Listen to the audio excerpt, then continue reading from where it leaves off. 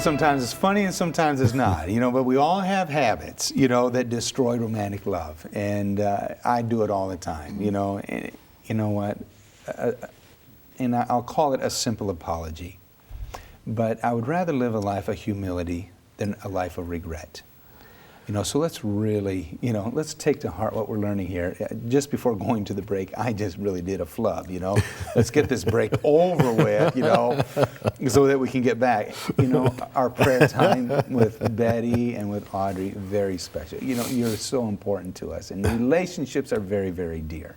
Our guests today are Will and Joyce Harley, authors of so many great books, and today we are featuring love busters, and these are the things that withdraw from another person's love deposits, and it causes a lot of pain, and that's what we want to avoid. We want marriage to be pleasurable. Yeah, so thank you again for being with us. So where do we go? Well, we've been talking about abuse and control, which is right. Strong words. Yeah, very strong. In marriage, is a serious problem.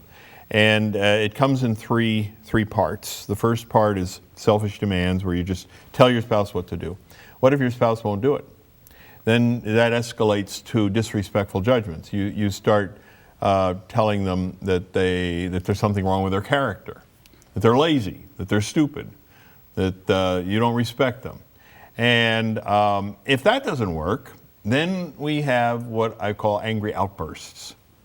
So we have this abuse and control escalating from demands, where I think I have the right to tell Joyce what to do. She doesn't do it. So I impugn her character. I tell her that she's a terrible person. And she still doesn't do it. So then I lose my temper. And that describes your typical fight. The fight that a couple will have with each other starts with a demand that's not granted. It moves to disrespectful judgments, and then it goes to an angry outburst. Those are all love busters. Each of them is a love buster because each of them withdraws love units from the other person's love bank. Each of them does not get the job done. Even if it works on that particular occasion. I lose my temper with Joyce, so she does exactly what I tell her to do. It is so destructive that she is far less likely to ever do it again. And the things that people want the most in marriage, many, many times, end up being gained at the expense of love units, so that they have a harder time doing it again. One of the problems that I'm constantly dealing with is sexual problems, where a spouse has insisted on having sex a certain way or a certain number of times, or whatever, and instead of making it a request, making it something that's mutually enjoyable, they say this is something that's required, I insist on it. Mm-hmm.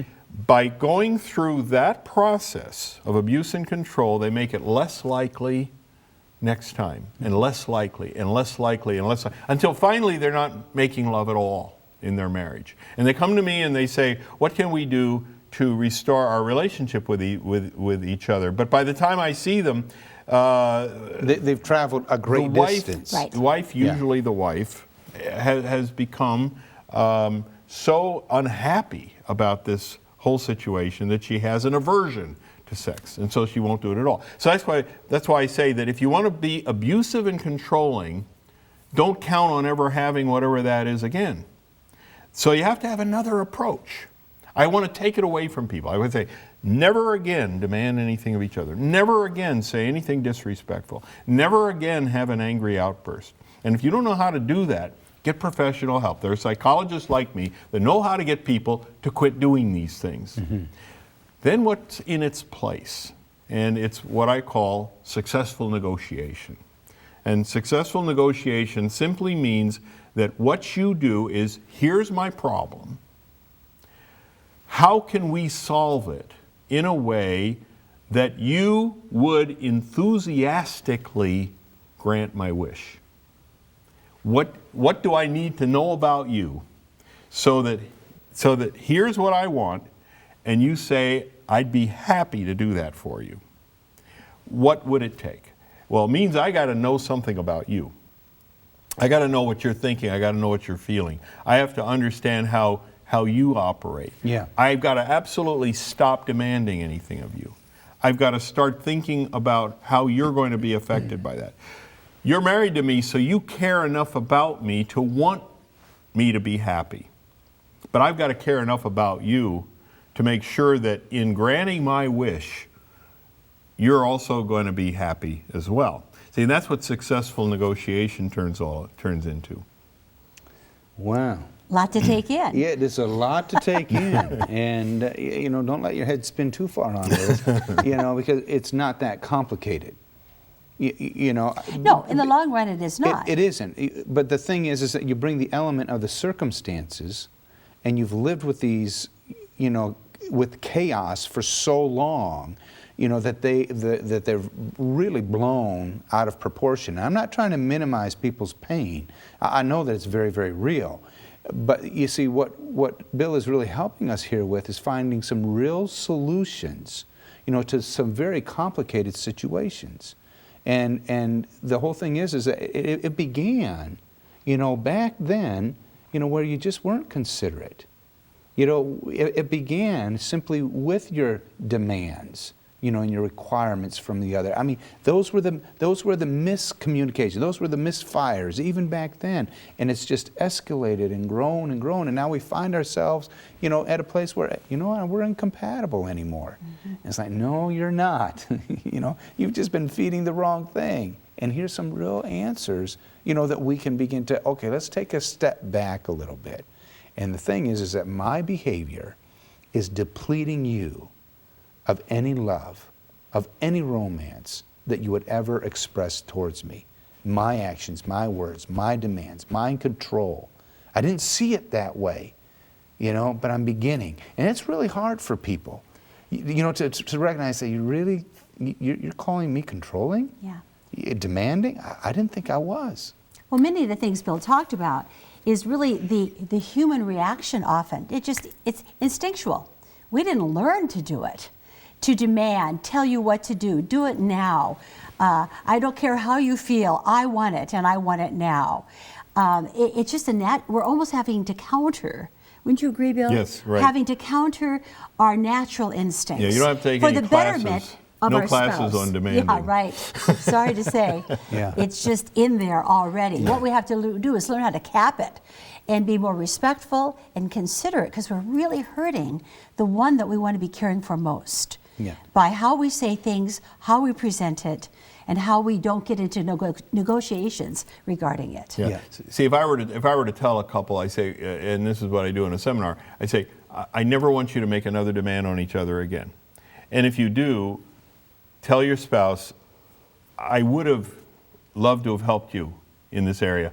But because you put it in the form of a demand, Dr. Harley has told me I can't do it because I can't reinforce bad behavior. So we're going to have to try this again sometime. And then try not to have an angry outburst in the midst of all of this. Next try to form it as a request. See what happens. Yeah. And the same thing is true with disrespectful judgments. If you feel that your spouse is being disrespectful, you say, that comes across to me as a disrespectful judgment. Dr. Harley has said we are never to make disrespectful judgments to each other. Now, if both spouses are on, and angry outbursts the same way, if you ever have another angry outburst, get professional help. Yeah. Get somebody to help you with it. Yeah. It's something that should never happen in a marriage. Now, if I take all that away from you, what am I going to put in its place? And I don't want to take the issues off the table. As a matter of fact, I want to put them on the front burner.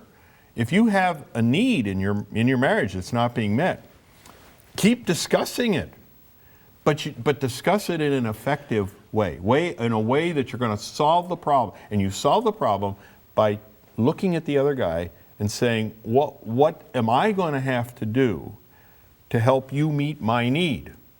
And a lot of people say, wow, wait. When you're married, haven't you promised to do that already? Why should I be negotiating with you? Don't you love me unconditionally? Shouldn't you be meeting my needs without my even having to ask?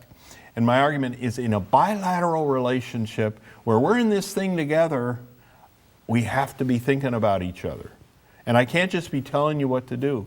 I've got to be understanding you so that I get what I need from you and you get what you need from me in a way that works for both of us. It's a tough concept for a lot of people to understand. Yeah. And some very, very passionate marriages are still encumbered Yeah. with these love busters. Yeah, and this is important because the thing is why you're watching and listening is simply because of you don't want to just exist, and you don't want your marriage just to survive. Right. You really want that marriage that you've always wanted. Well, here are some of the ways, and the whole thing is that we've learned over the years how to exist, how to survive. That's just the way he is. That's just the way she is, and this is the way we are. And it's like, oh, wait, there's something much better than that, much more rich, than those kinds of things. And we began the program by talking about habit. And a lot of times, the things that have been written upon our heart, unintentionally by someone else. They were modeled for us. We saw our parents communicate in these ways, and so for us, it's natural. But just because it's natural doesn't mean it's right.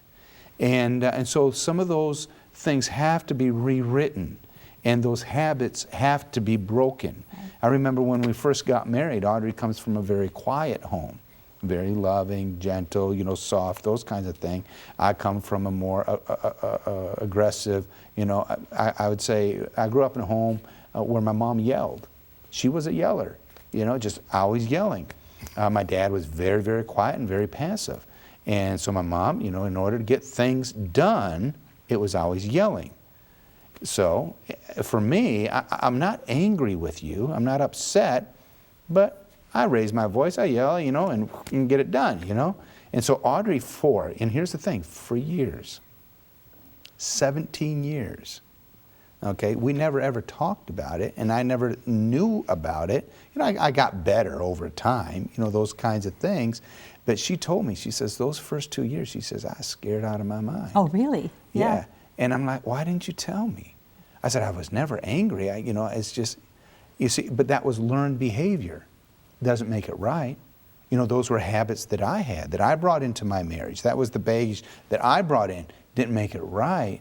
You see, and then we live with these things and we coexist with one another. You see, I want people to really experience the benefits of the union of oneness, rather than just side by side existing in marriage. And so, what you're talking about here is, okay, we need to, talk about these things so that we can really enjoy life to its fullest. Yeah, one of the things that you bring up is the whole business of complaining. Should a spouse complain? I am a big advocate of complaining.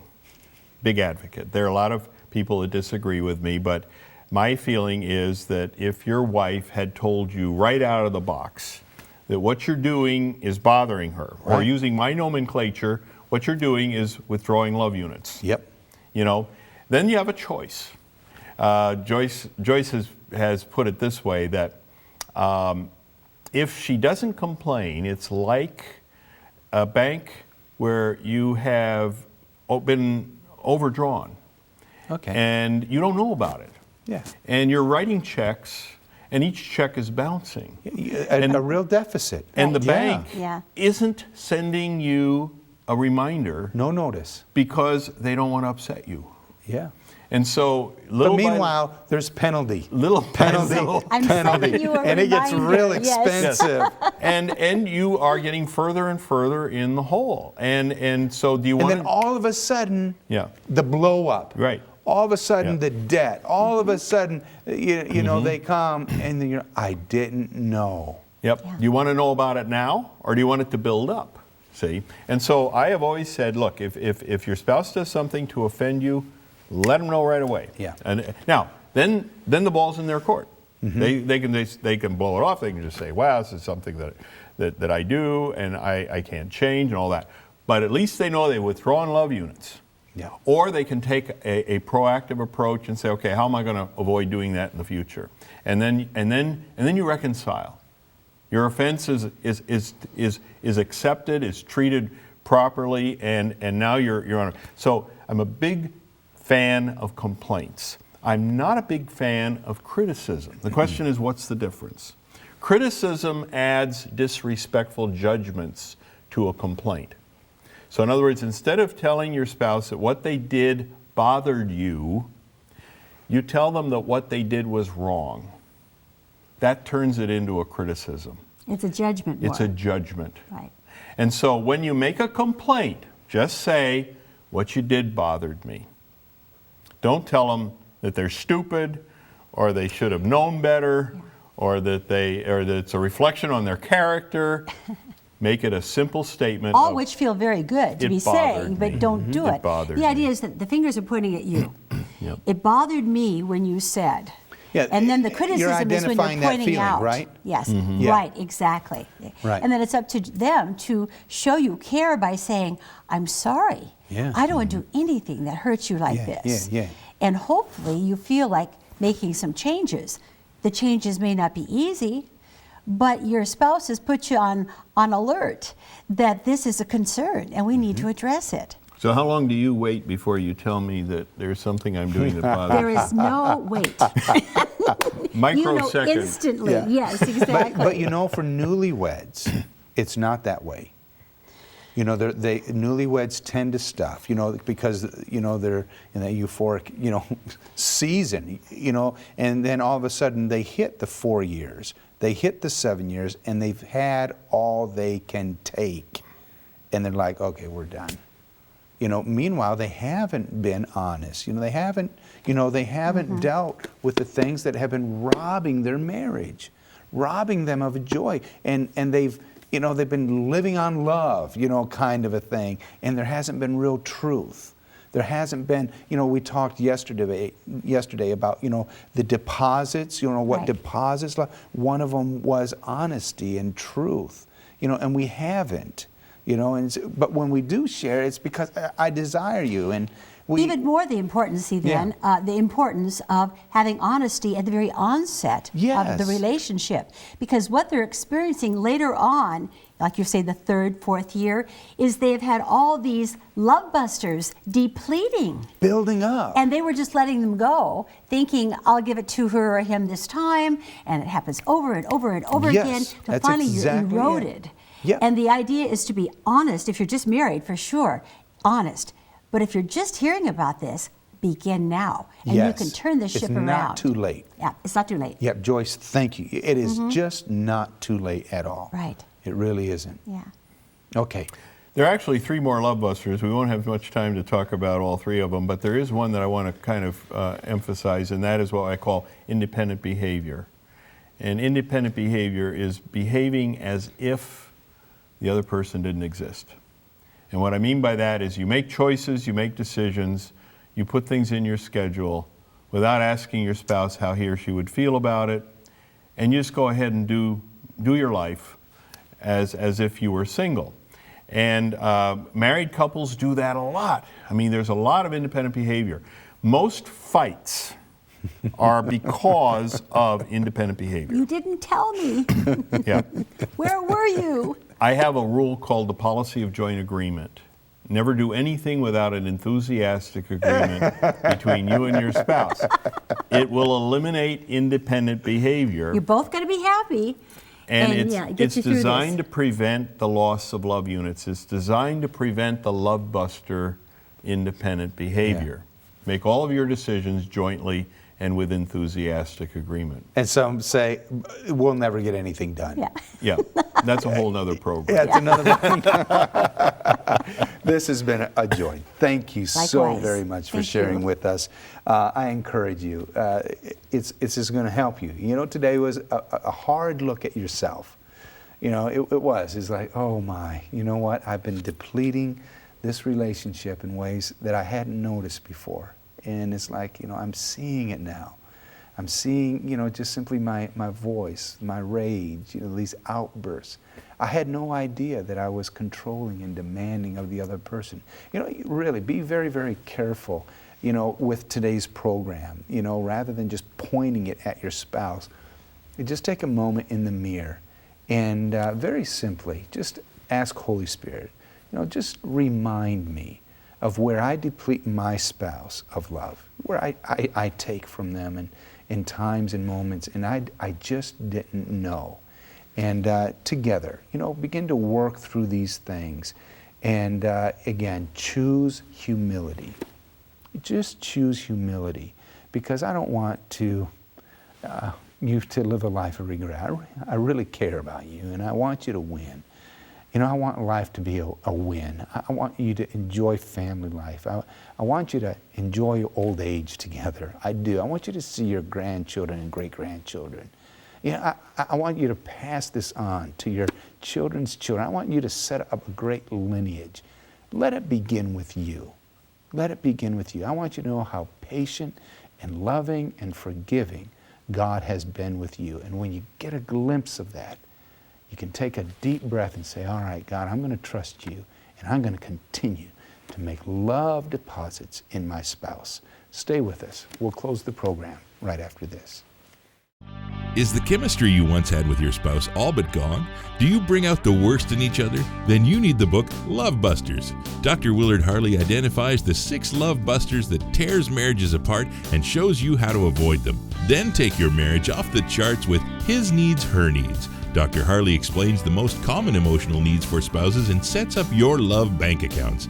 This explosive combo of books by Dr. Willard Harley is available for purchase today.